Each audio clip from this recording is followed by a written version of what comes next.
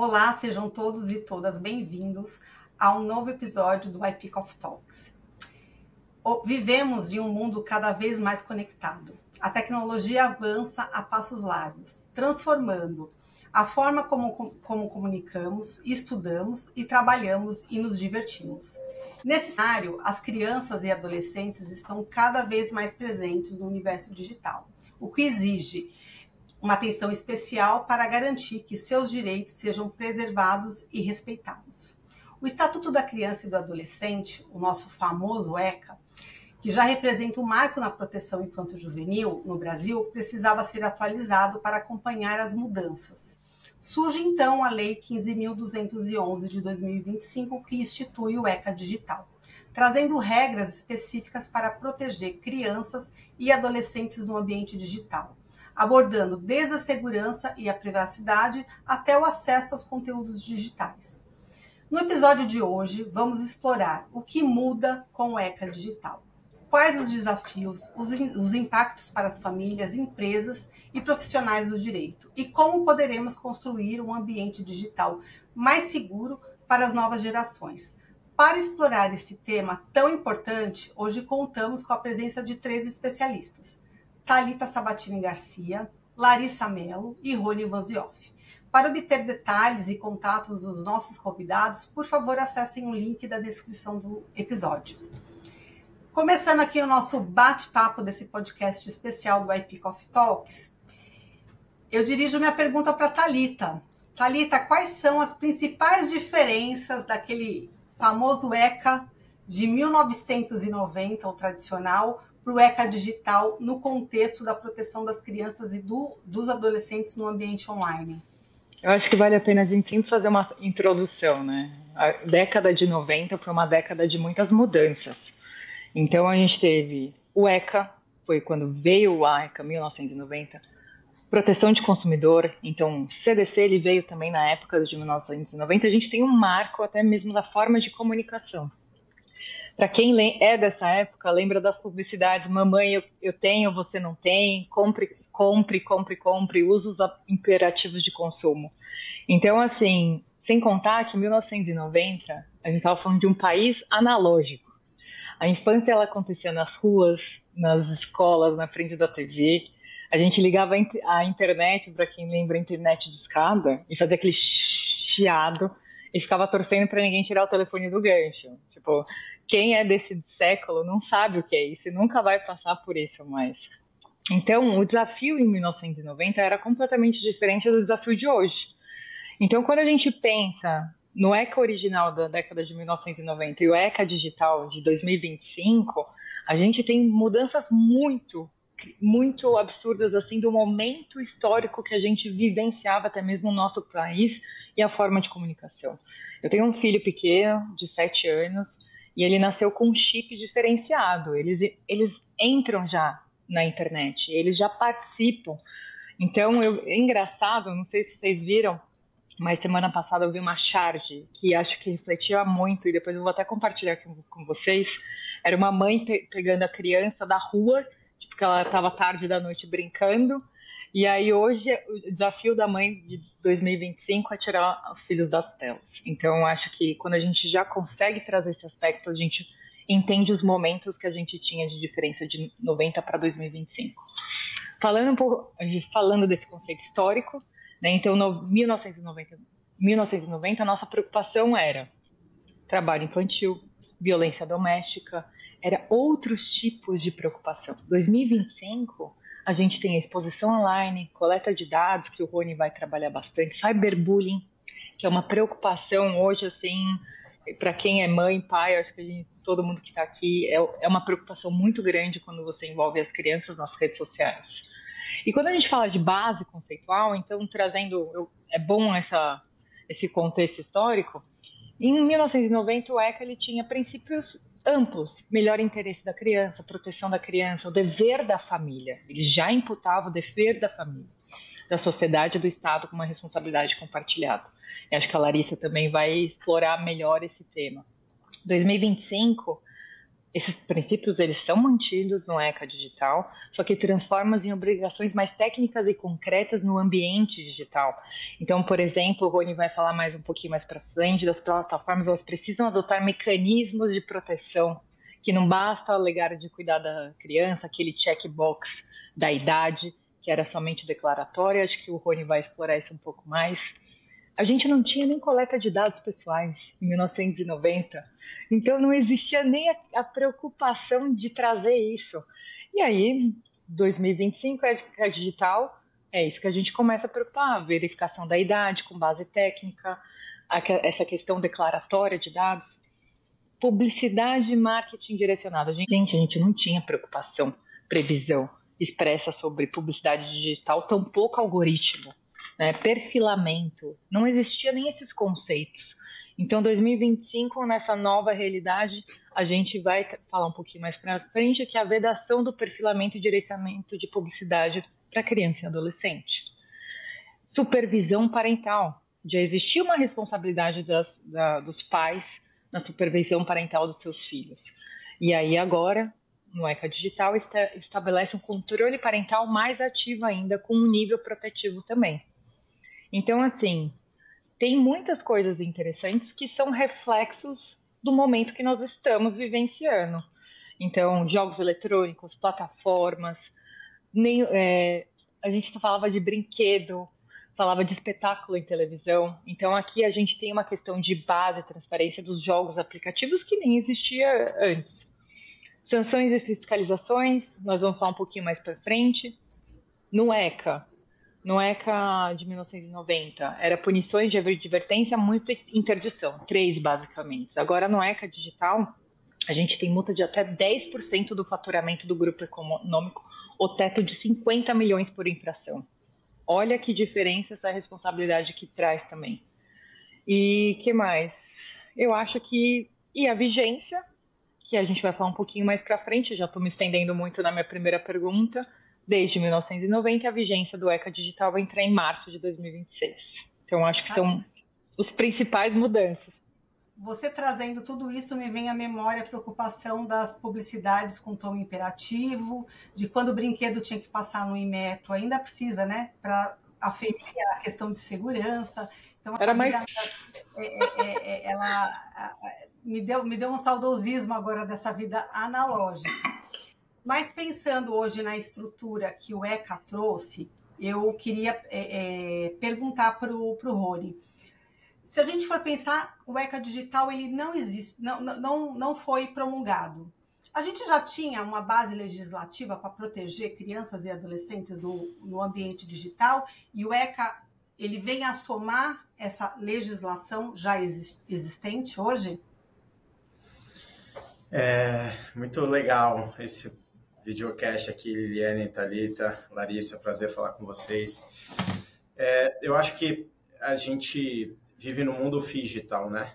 Em que não tem mais como separar o que é online e o que é offline. E se nós 4 aqui, nós ainda viemos do mundo analógico e passamos por essa transição do mundo digital, as crianças e adolescentes, né, elas já nasceram nesse mundo que é digital, né? E a gente sempre fala, né, aquilo que acontece online é um espelho da sociedade. Em relação à legislação, sempre foi assim, de uma forma geral, mas a gente viu uma evolução legislativa para uma maior proteção nesse mundo que foi se transformando nesse mundo cada vez mais digital, né? Foi assim com a Lei de Crimes Informáticos, que foi conhecida como Lei Carolina Dickmann, foi assim com o Marco Civil da Internet, foi assim com a Lei Geral de Proteção de Dados, está sendo assim na discussão no Marco Regulatório de IA, no Marco Regulatório de Cibersegurança, e não é diferente para o ECA Digital, né? Então, a gente tem várias questões aí que foram permeadas pela Thalita nesse início, em relação à exposição a conteúdos impróprios, a excesso de tempo de tela,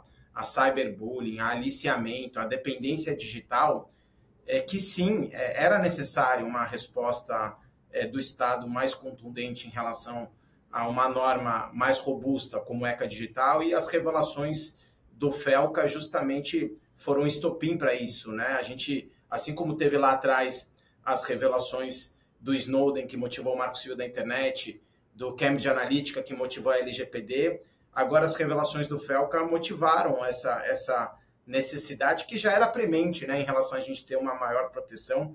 Então, sim, Liliane, a gente já tinha várias proteções, mas eu acho que a gente precisava de uma norma um pouco mais robusta que vem do ECA Digital. Agora, é uma norma extremamente complexa, né? E aqui eu vou iniciar em relação a alguns pontos super relevantes, né? E talvez o maior deles, né? Eu acho que o artigo 10 do ECA Digital, ele traduz bastante aí essa discussão em que traz que os fornecedores de produtos e serviços de tecnologia da informação direcionados a crianças e adolescentes, e é interessante notar, né, porque a gente não está falando só de rede social aqui, esse é um ponto muito relevante, né? O parágrafo único do artigo 1º fala que o ECA Digital ele se aplica a todos os produtos ou serviços de tecnologia da informação direcionados a crianças e adolescentes e traz ali alguns critérios para fazer essa avaliação. Mas o artigo 10 fala que esses fornecedores de produtos ou serviços deverão adotar mecanismos para propiciar experiências adequadas à idade,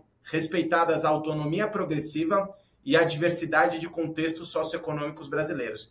Ou seja, é toda uma discussão desde que você nasce até você completar 18 anos, em relação a mecanismos para proporcionar experiências adequadas à idade, né? E aqui acho que é um ponto muito relevante da nossa discussão, e eu concordo com esse ponto inicial que vocês comentaram, que a proteção de crianças e adolescentes ela deve ser um dever de todos em colaboração.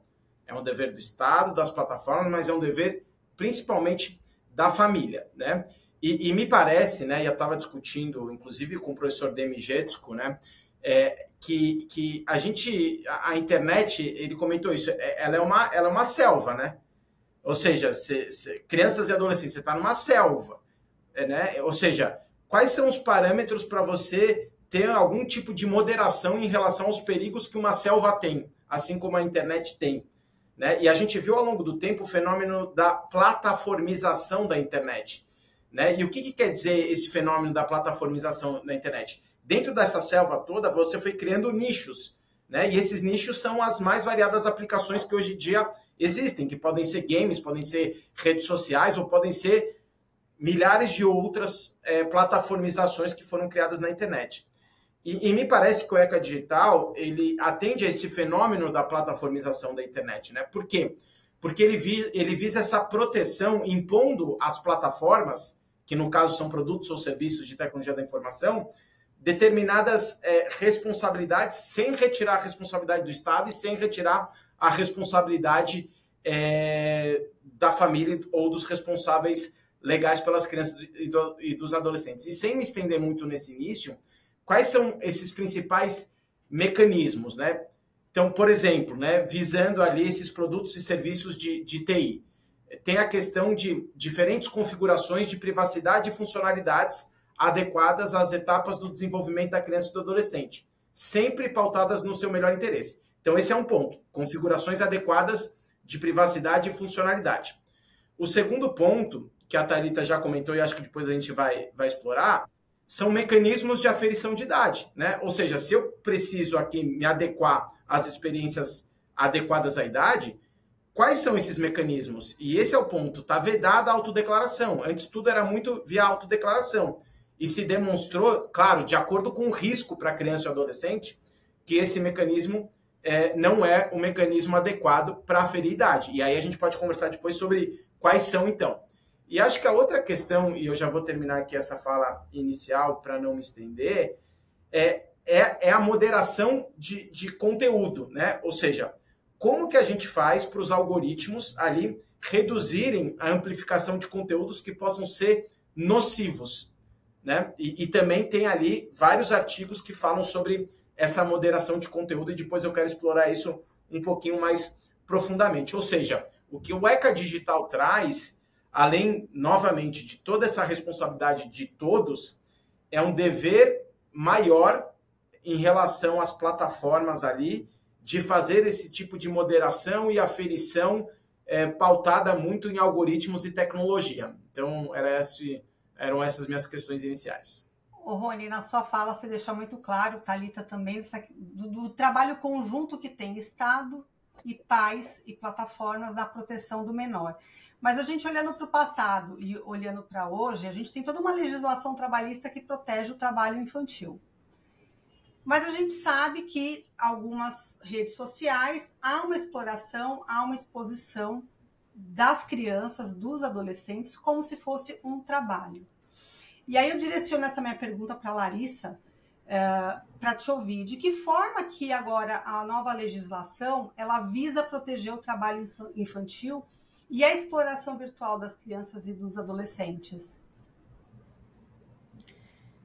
Prazer estar aqui com vocês. Muito interessante essa sua pergunta, Liliane, porque no meu entendimento, o ECA Digital, ele não trata especificamente do trabalho infantil artístico, né, no ambiente online.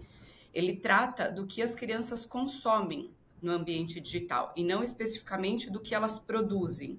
Então, ainda no meu entendimento, existe uma lacuna na legislação específica para o trabalho infantil desses influenciadores mirins. Então, assim, no meu entendimento, se houver a promoção ou a divulgação de produtos nesses vídeos que são produzidos por menores de idade, a gente tem que aplicar ainda o ECA tradicional, o artigo 149, inciso 2, a linha A, que determina que a participação de menores de idade em espetáculos públicos e seus ensaios devem ser precedidas de autorização judicial. Então, considerando que o ECA Digital não trata especificamente desse assunto, a gente tem que ainda seguir as diretrizes do ECA tradicional. Eu acredito que a gente vai tratar dessa forma. Mas existe também ali alguns mecanismos do ECA Digital que a gente pode aplicar também. Como o Rony adiantou, tem toda essa questão, né, que as empresas de tecnologia precisam criar, e o ECA também já menciona ali alguns mecanismos também, como o modo infantil, ou um perfil monitorado que a gente tem ali hoje já como YouTube Kids, ou dentro da própria plataforma da Netflix, os pais conseguem criar um perfil infantil também para essas crianças. Os pais também conseguem, por esses mecanismos, controlar o tempo da tela dos filhos. Existem alguns mecanismos que a gente pode desenvolver em paralelo, mas o ECA Digital, especificamente, ele não trata do trabalho infantil artístico. Ele trata do que as crianças consomem e da responsabilidade das plataformas, e não do que as crianças estão produzindo no ambiente digital. Na sua fala, Larissa, você fala do perfil monitorado. Você entende que a nova legislação ela tem o poder de influenciar a supervisão parental e a orientação digital dentro de casa? Porque eu acho que esse é um assunto que a gente precisa conversar na janta, a todo momento, especialmente, e ainda quando você tem um filho numa fase em que você consegue os 10, 11 anos que você consegue ali tirar dele, mas passou 13 anos para frente, você precisa conversar, você precisa ter o diálogo. Você acha que a legislação ela promove uma maior supervisão parental, entrega um maior controle parental? Sim, existe isso, né? Um dos mecanismos, inclusive, que a lei determina é a supervisão parental. E é dever da família, conforme consta lá no artigo 22 do ECA tradicional, reforçado agora pelo ECA Digital, que é dever da família essa orientação digital e essa supervisão digital das crianças e adolescentes. Então, existe sim, e é isso. Os pais podem supervisionar através de todos esses sistemas, né? Do modo infantil, do modo supervisionado, do tempo em tela, de restrição de compras online, restrição de downloads de aplicativos. Então, isso sim é um dever dos pais, já constava no ECA tradicional e agora é reforçado pelo ECA Digital. Na verdade, é uma responsabilidade compartilhada. Não é só uma responsabilidade das plataformas, não é só uma responsabilidade do Estado, é sim também um dever dos pais. E até se o Estado, o ECA Digital, ele não pune automaticamente, tá? Não existe uma punição automática pelo ECA Digital se for verificado que não existe esse controle parental. Mas o Estado, ele pode intervir. E daí existem algumas penalidades caso o Estado perceba que esses pais não estão fazendo a correta supervisão digital ou a orientação digital. Eu vejo aqui até a questão até uma própria abertura de negócios, eu acho que é até para a educação dos pais, porque os pais precisam se investir também em educação digital para entender os serviços que são disponibilizados e o que seus filhos têm acesso, porque muitas vezes o pai só entrega o serviço e não se preocupa do funcionamento daquele serviço, Sim. porque ele também não tem aquele tempo para dedicar a estudar aquela plataforma, enfim, aquele serviço online. Mas em caso... Pode falar. Desculpa, mas só para aproveitar esse ponto da supervisão parental, acho que essa questão da educação dialógica e da importância da família, dos pais, dos responsáveis legais, ela sempre é relevante desde o início. Essa é uma questão, né, principiológica em relação à educação. Mas acho que o ponto relevante que o ECA Digital traz é que os fornecedores, as plataformas, assim, de uma forma geral, agora eles são obrigados a disponibilizar essas configurações e esse ferramental aí que seja acessível, né? Então, a lógica é um pouco essa, né? É o dever, sim, da família, sem dúvida, mas quando a gente está num ambiente digital, o que o ECA Digital traz é justamente a obrigação de terem esses mecanismos, né? Inclusive, em relação às redes sociais, por exemplo, as redes sociais, especificamente, porque tem um capítulo dedicado às redes sociais, elas têm que garantir que os usuários ou contas de crianças e adolescentes até 16 anos estejam vinculados ao usuário ou à conta de um dos seus responsáveis legais, né? Mas, obviamente, que eu acho que a gente tem que fazer uma interpretação do ECA Digital, como outras legislações que têm uma abordagem baseada em risco, como a própria LGPD, para avaliar os riscos, para a gente não inviabilizar negócios digitais também, né? Senão, eu vou abrir aqui uma plataforma, já vou ter que avaliar todo esse novo ferramental aqui que o ECA Digital traz. Tá, mas qual que é o perigo que você traz para a criança e adolescente? Você vende algum produto que seja proibido para menores de 18 anos? É uma questão. Você está fazendo uma rede social, essa ideia, quantos milhões de acessos você tem nessa rede social? E aí você vai avaliando o impacto para ter todos esses mecanismos, né? E, Rony, e quais os maiores desafios que você enxerga que as plataformas vão enfrentar para se adequar ao ECA Digital, que realmente oferecer aí um produto para as crianças e adolescentes? E muito tem se falado da dificuldade técnica de se implementar a verificação da idade dos usuários. É mito, é verdade? É fake? Ou é possível? Eu acho que é verdade. A complexidade técnica dessa legislação, ela é uma legislação muito robusta. Eu acho que o prazo antes estava previsto 1 ano, né, para implementação, o prazo de 6 meses, ele é muito curto. Agora acabou de sair uma consulta pública específica de 30 dias para várias questões, tanto aferição de idade para a regulamentação inteira, inteligência artificial, publicidade infantil, proteção de dados pessoais, tudo é muito curto. Então, primeiro, assim, é verdade, é fato, é muito curto. Eu acho que o prazo de 1 ano seria bem razoável para toda essa regulamentação, porque senão, às vezes a gente quer proteger muito direitos e acaba restringindo também direitos se a gente não tiver uma regulamentação plausível. Vou explicar por quê. Né? Por exemplo, restrição de acesso, restrição de conteúdo e comunicação. Tomar medidas razoáveis desde a concepção para prevenir e mitigar riscos de acesso, exposição, recomendação ou facilitação de contato. Com o quê? Com conteúdos que possam prejudicar a criança e adolescente, como o quê? Violência física, bullying, cyberbullying, intimidação sistemática, exploração ou abuso sexual, né? Questões relacionadas a conteúdo pornográfico. Então, assim, a questão que a partir do momento que há uma notificação em relação a esse tipo de conteúdo, tem o dever de remoção, né? Então, assim, a gente tem uma pauta muito gritante sobre a questão de censura prévia. Mais de 95% de conteúdo que tem nas redes sociais, nas grandes redes sociais, eles são removidos antes de irem para o ar. E isso é utilizado muita inteligência artificial para fazer essa avaliação do conteúdo para ser removido. Agora, sim, qual que é a complexidade, né? Às vezes, é muito tênue a linha em identificar, por exemplo, memes, ironias, jargões, sinais sutis de comportamento de risco ou de radicalização. Quando a gente olha, por exemplo, aquela série mais do que necessária, Adolescência, né? Acho que todo mundo aqui assistiu aquela série Adolescência. Vejam, o pai do garoto que está fazendo a investigação ali, ele não consegue entender qual que é a forma de comunicação que levou aquele bullying, aquela intimidação sistemática, como que as redes sociais vão conseguir assimilar esse tipo de conteúdo? O que vai diferenciar uma brincadeira perigosa de um vídeo que efetivamente pode estimular ali uma automutilação? Tipo, vamos pegar um exemplo banal.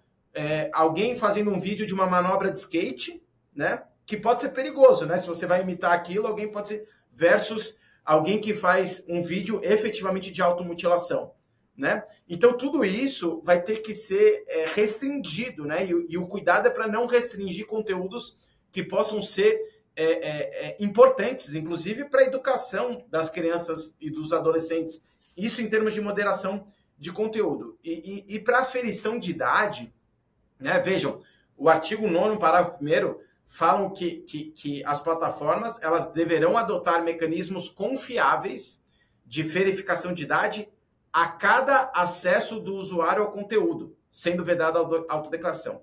A cada acesso, a cada acesso você vai ter que ficar fazendo avaliação de idade, né? E aqui a aferição de idade pode ser por estimativa, né? Por exemplo, você pode ter ali modelos de IA analisando uma probabilidade daquele usuário ter determinada idade, né, que pode ser por estimativa, pode ser uma verificação documental, a gente vai exigir ali um documento para comprovar a idade, ou eventualmente eu vou exigir ali um cartão de crédito, por exemplo, que pode ser validado para o usuário para ter maior de 18 anos ou ser um adolescente que já tenha cartão de crédito, ou então existem mecanismos que são matches de terceiros, né? Por exemplo, eu cobro o CPF e aí eu faço um match com a Receita para saber se tem mais de 18 anos ou menos de 18 anos nesse tipo de situação. Então, assim, eu acho que a gente tem que tomar um cuidado também para a gente não ter um engessamento nesse fenômeno da plataformização da internet e de acordo com o risco daquele produto ou serviço que é atingido pelo ECA Digital, a gente ter mecanismos mais fortes ou menos fortes e tomando cuidado, obviamente, em relação à LGPD, para a gente não ter a coleta excessiva de dado pessoal, como biometria facial de crianças e adolescentes, porque aí a gente pode querer proteger um direito e acabar violando outros direitos, que é um direito a um dado sensível em relação ao reconhecimento facial de crianças e adolescentes. Sem dúvida, Rony. Eu acho que você trazendo a complexidade e as tantas facetas que tem a cada acesso realmente é um desafio e como que isso vai ser escolhido. Então, a gente tem aí 1 ano para adequação, porque teve uma medida provisória que definiu o prazo de vigência. 6 meses. Março de 2026. É que no PL antes estava 1 ano previsto, e aí justamente foi alterado no final para 6 meses. Eu acho que isso foi equivocado. A gente devia ter 1 ano. Sim. Porque, sob essa perspectiva, realmente é um desafio para muitos serviços que já estão em funcionamento se adequar. E, Larissa, quais os obstáculos que você enxerga para os pais na questão de supervisionar e proteger os seus filhos no ambiente online, em conformidade com a ECA Digital? Então, é mais ou menos da linha do Rony, né? Vai ser bem difícil para as plataformas supervisionarem esses tipos de conteúdo.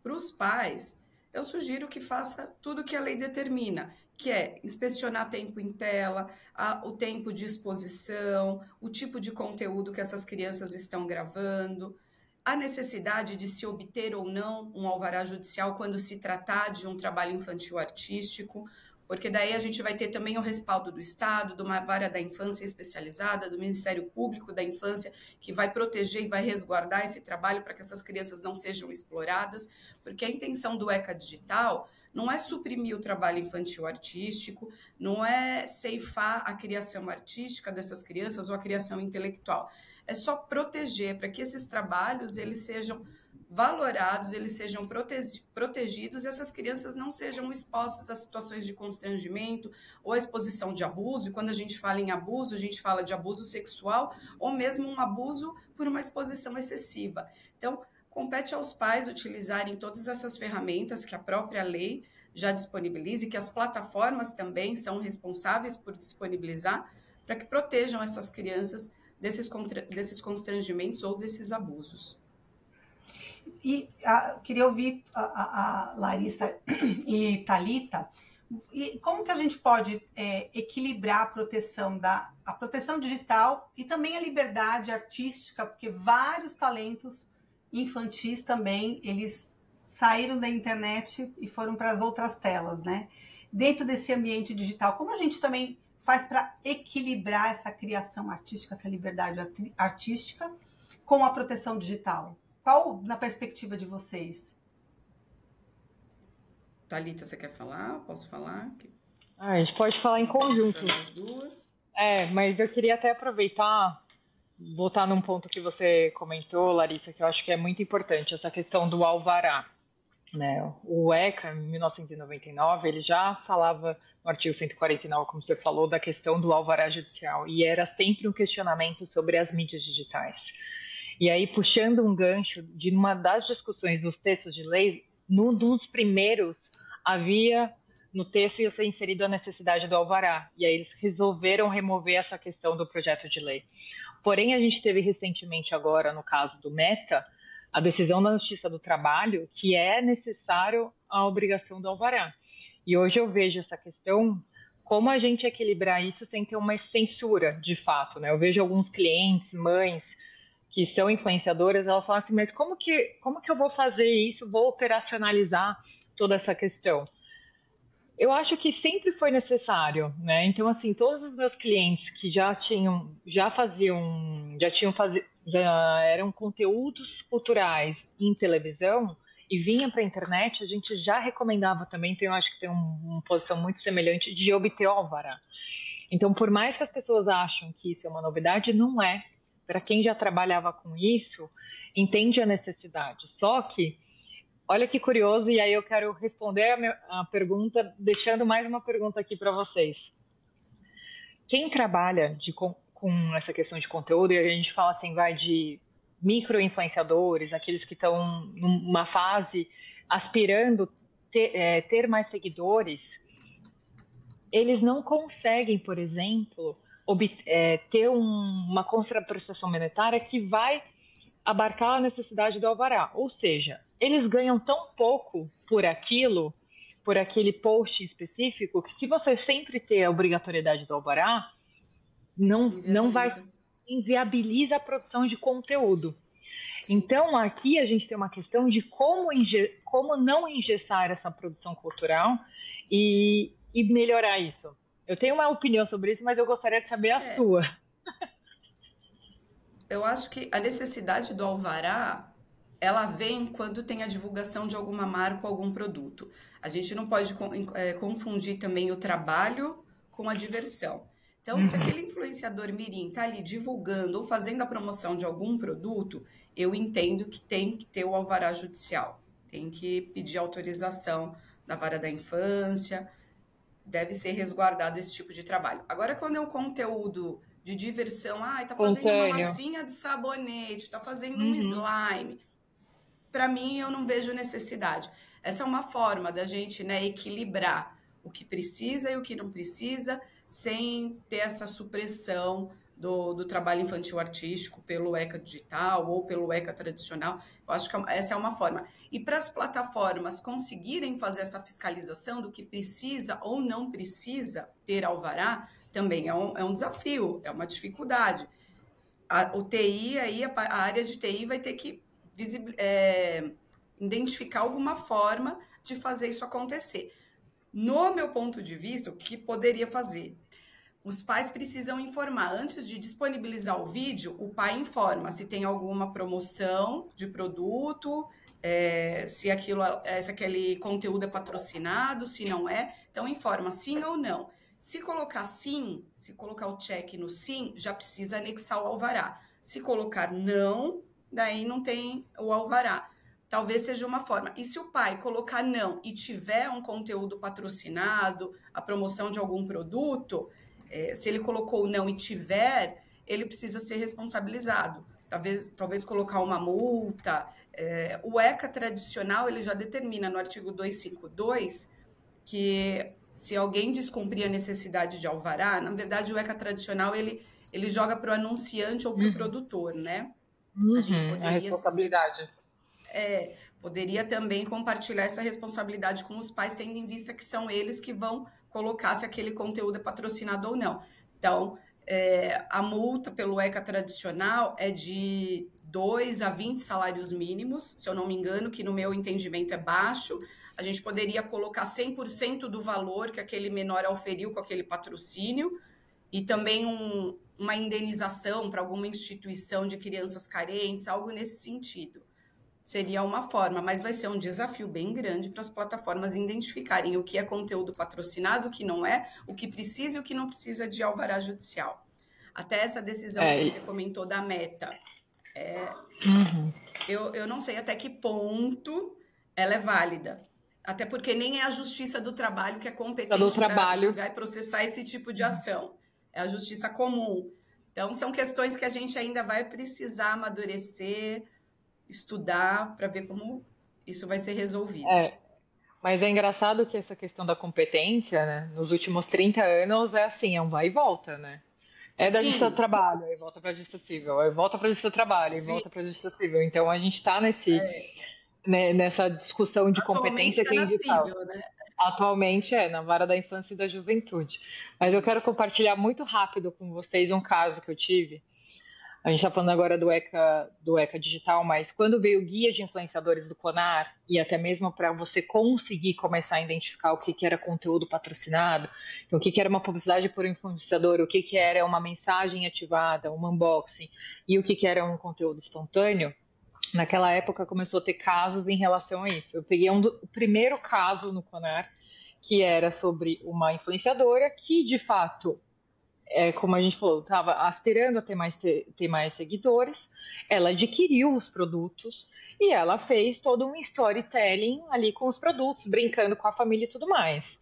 Houve uma denúncia no CONAR, eu estava representando a empresa de brinquedos, e aí a gente teve que se defender na época. Eu falei assim, olha, aqui eu não tenho nem contrato, eu não tenho nenhuma responsabilização, foi um conteúdo de fato espontâneo. Olha o trabalho que isso gerou para a empresa, porque a gente teve que se defender perante o CONAR e a gente não tinha nenhuma relação contratual. A defesa em si foi fácil, mas olha a responsabilidade que a gente gerou para aquela empresa.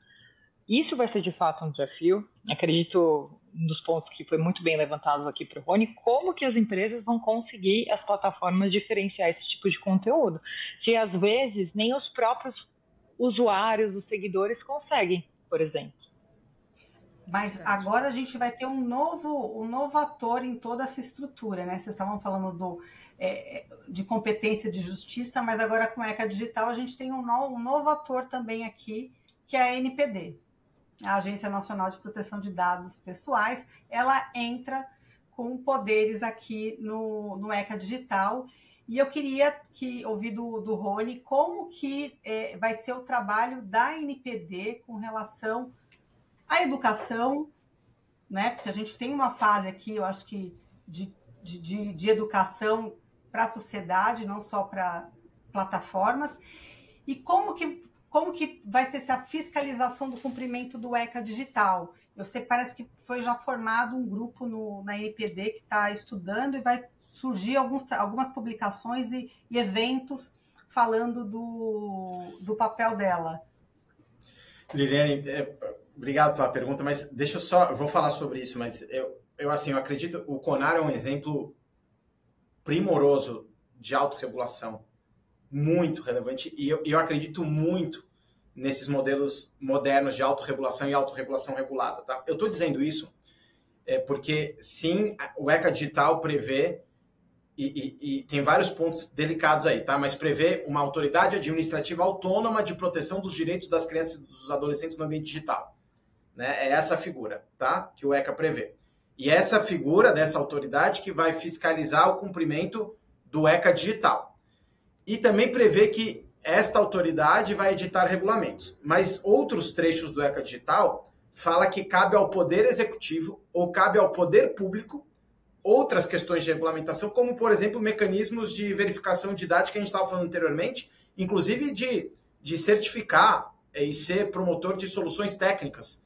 Fala do Poder Público. Então, assim, tem uma divergência aí no próprio ECA Digital sobre a questão do órgão de governança por isso. mas em geral é essa autoridade administrativa autônoma, né? E quem seria essa autoridade administrativa autônoma? Veio uma medida provisória junto com a ECA Digital, né, que transformou a NPD, isso foi muito bom, em agência, né? Então aquilo que a gente sempre defendia, né? E até a gente brincava antes, né? Tinha gente que chamava a NPD de agência e falava, não é agência, é autoridade, porque não tinha todas as autonomias como uma agência.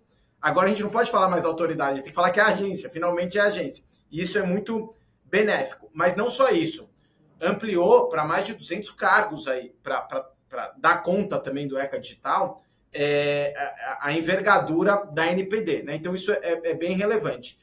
Agora, sim, atualmente a NPD faz um trabalho heróico para cuidar do tema proteção de dados pessoais e mesmo assim não está conseguindo dar vazão à segurança jurídica e à proteção de direitos voltados para a proteção de dados pessoais.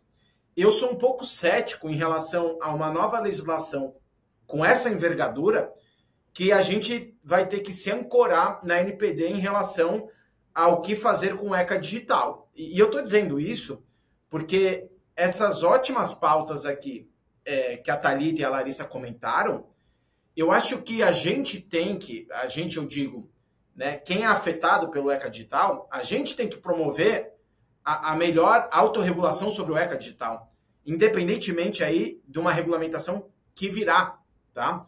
E está vindo. Esse é um esforço do governo federal muito grande em relação a essa pauta, tá? Tanto é que já teve essa consulta pública, saiu ontem, tá?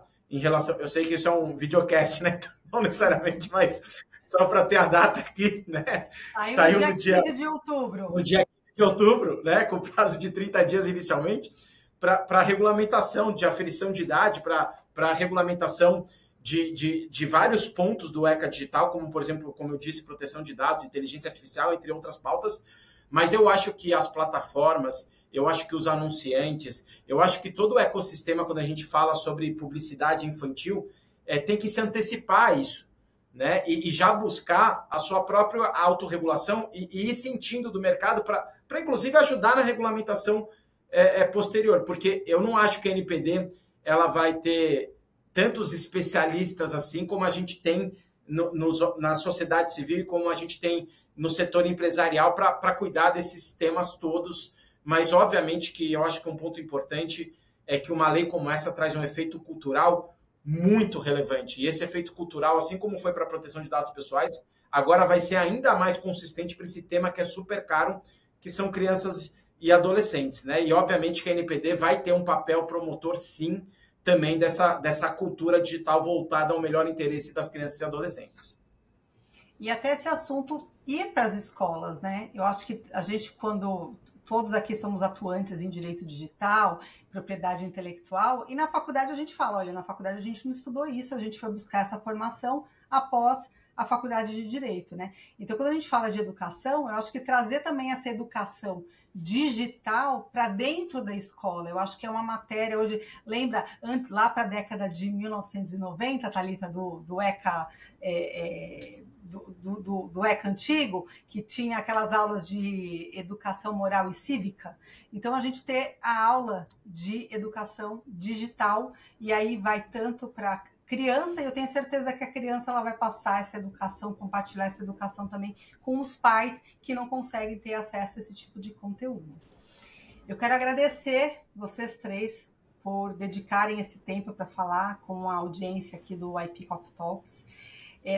Pela fala dos três, eu acho que esse vai ser o primeiro de uma série que a gente pode criar, e eu acho que com o decorrer aí dos 6 meses, muitas coisas vão acontecer, podem ser implementadas, modificadas, enfim. A gente tem um período aí de 6 meses que vai ser desafiador para todos os atores que atuam com comunicação digital para crianças e adolescentes. Então, eu agradeço aos três por disponibilizarem o tempo, o conteúdo de vocês com a audiência do IP Coffee Talks. Obrigado, foi legal demais. Não, de fato, gente, é muito rico essa discussão, né? Então, como a Liliane falou, a gente vai discutir ainda mais quando isso entrar em vigor. Todas as empresas, plataformas, né, ainda por cima, elas vão ter muita adequação pela frente. E, Rony, eu tenho um discurso muito semelhante com você. Eu acho que a agência reguladora vai ter um trabalho assim que ela não vai conseguir suportar tudo isso. Exatamente. A IP Coffee Talks, um espaço onde a propriedade intelectual se encontra com a inovação, a criatividade e boas conversas. Aqui, você vai encontrar informação de qualidade sobre propriedade intelectual, direitos autorais, marcas, patentes, entretenimento, publicidade e novas tecnologias. Tudo isso de um jeito leve e descomplicado, feito para você entender. Pegue seu café e vem com a gente.